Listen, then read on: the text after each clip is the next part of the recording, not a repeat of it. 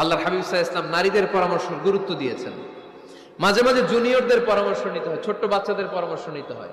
ছোট্ট বাচ্চাদেরকে বোকা মনে করবেন না, ছোট্ট ছেলে মেয়েদেরকে বোকা ভাববেন না, ওদের মাথায় বুদ্ধি আছে। মাঝে মাঝে জুনিয়ররা সিনিয়রদেরকে হারায় দেয়, আছে না নাই? আল্লাহর হাবিব সাল্লাল্লাহু আলাইহি ওয়াসাল্লাম বললেন, এক ধরনের গাছ আছে তুওয়ারাকুহা, যেই গাছের পাতা কোনোদিন ঝরে। এই পাতার দৃষ্টান্ত মুসলিমের দৃষ্টান্ত একই।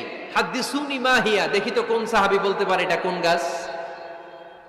কেউ পারে না। সাহাবারা মনে করছে এটা মরুভূমির কোন একটা গাছ হবে। কেউ বাড়ির পাশে যে খেজুর গাছ আছে এটা খেয়াল করে নাই, সবাই চলে গেছে অন্য গাছের দিকে। ক্যাকটাস, গুলমলতা, মরুভূমির রেয়ার যে গাছগুলো আছে, দুর্লভ দুষ্প্রাপ্য গাছগুলো তারা এক একজন একটার পর নাম বলতে আরম্ভ করলো। আল্লাহ রাসূল সাল্লাল্লাহু আলাইহি ওয়াসাল্লাম বললেন হয় নাই, একজন বলে একটা, আল্লাহর হাবিব বললেন হয় নাই। সবশেষে কেউ যখন পারে না, আল্লাহ রাসূল সাল্লাল্লাহু আলাইহি ওয়াসাল্লাম বললেন ইন্নাহা নাখলা, এটা খেজুর গাছ। এটা কি? কেউ পারে নাই।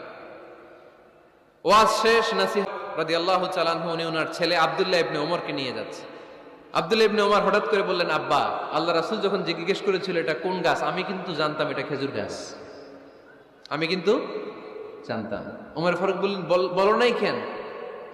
আব্দুল্লাহ ইবনে ওমর বলেন, আব্বা, আপনি পারেন না, আমার চাচা আবু বকর পারে না, মুরব্বী সাহাবারা কেউ পারে না, আমি মাঝখান দিয়ে কেমনে বেয়াদবি করি? সুবহানাল্লাহ পড়বেন না?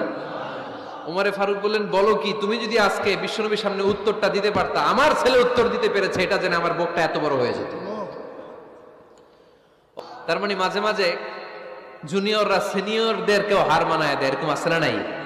এজন্য পরামর্শ করবেন, অবশ্যই পরামর্শ করবেন।